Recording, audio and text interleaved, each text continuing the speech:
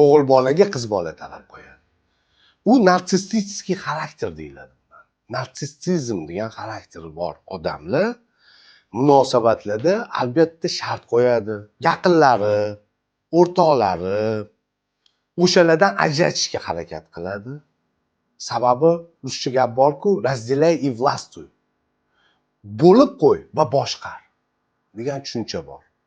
Qancha o'sha gaplashayotgan odamlaridan ajratishga harakat qilsa, yolg'iz faqat men bilan gaplashasan, faqat menga diqqating bo'lishi kerak. Boshqalardan men rashk qilaman, men собственникman.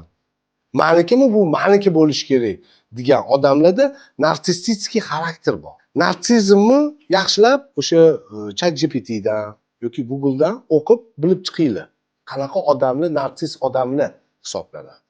Va shundan kelib o'zingizlar bilan muloqot qilayotgan, munosabat qilayotgan odamni qanchalik narsissistik xarakterga egaligini aniqlasa bo'ladi.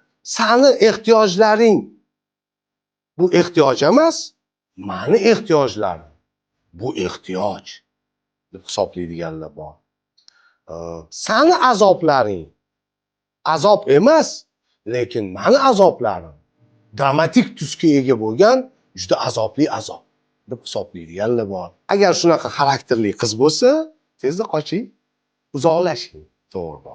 O'g'il bola bo'lsa ham undan uzoqlashish kerak. Chunki unaqa odamlar qoyillatib qo'yadi, narsistlar podxod qilishi, o'zini zo'r qilib ko'rsatib berishi, erishib olguncha.